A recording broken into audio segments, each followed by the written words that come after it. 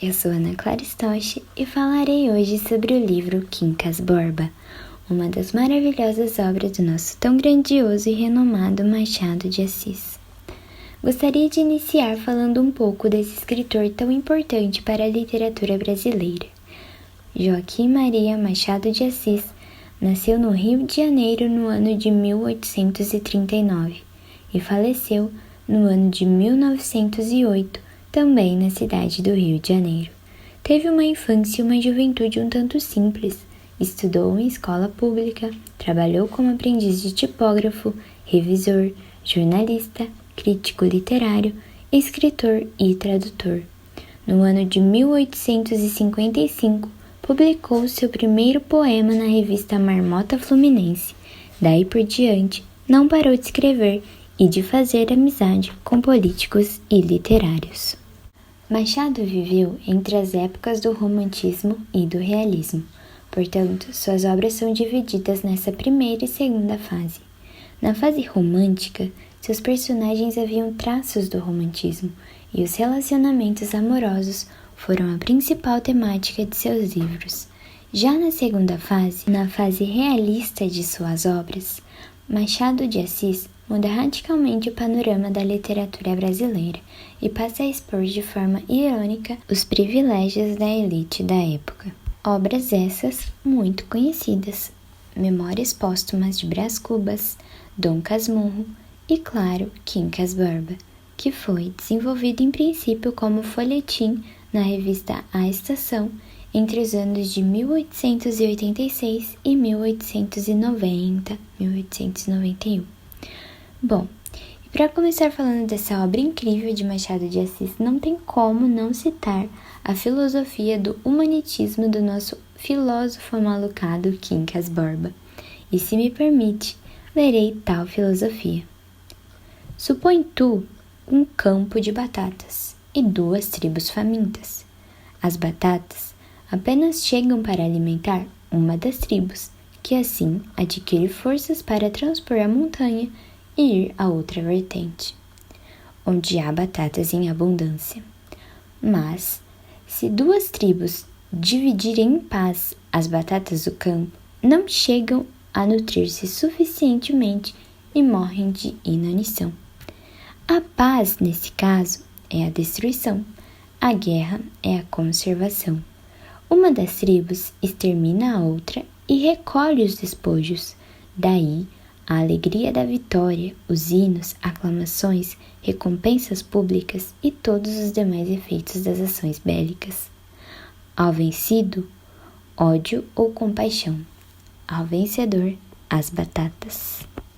Então vamos lá. Podemos entender que tal filosofia é a teoria de que apenas os fortes, ricos e aptos sobrevivem, e essa teoria vai permear durante toda a obra. As batatas é uma espécie de metáfora dos luxos e confortos da vida. Bom, e quem é Quincas Borba? Quincas Borba era um filósofo muito rico que morava em Barbacena e tinha como seu melhor amigo um cão, também chamado Quincas Borba. Quincas é apaixonado pela irmã de Rubião, a Maria da Piedade, que acaba vindo a óbito ainda no início da obra.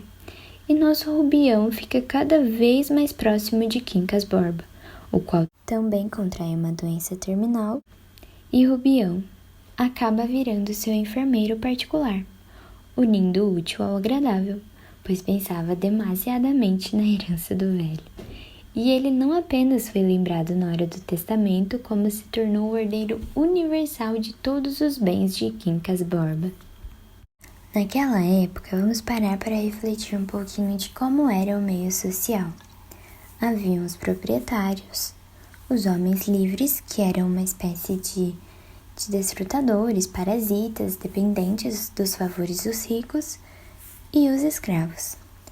E o Rubião sai desse meio de parasitas e se torna um capitalista, ou seja, se torna um indivíduo que possui capital e que agora vive de sua própria renda. Então ele da noite para o dia muda completamente a sua essência e seu lema se torna: mais vale quem Deus ajuda do que quem cedo madruga. mais uma das ironias do nosso autor. Rubião estará, por sua vez, cercado de pessoas interesseiras, entre elas Sofia, que era uma mulher casada ao qual Rubião se apaixona incontrolavelmente, e Cristiano de Almeida Palha, marido de Sofia, ao qual Rubião faz sociedade, economicamente falando. Também teremos Freitas, que talvez seja o amigo mais cortejador que Rubião tinha, entre outros. Essa obra me fez refletir sobre tantos temas, e um deles é a meritocracia, essa ideia de que o privilegiado é merecedor de suas batatas, e que nos incomoda tanto nos dias atuais. Também me trouxe a ideia da eugenia, do darwinismo social, que estava ainda em alta naquela época. Pedro Rubião de Alvarenga não só recebe sua herança em contos, como também fica com a guarda do Quincas Barbacão, e o cachorro terá uma importância simbólica nessa obra machadiana. Ele será talvez o único com sentimentos verdadeiros nessa obra, o único protagonista que de fato as intenções são honestas e que nos faz refletir muitos como seres humanos. Eu espero que todos tenham a oportunidade de conhecer esse livro e se surpreender assim como eu me surpreendi e aprendi muito com essa obra. E espero relê-la em algum momento. Bom, eu agradeço a você que me ouviu até aqui e até breve.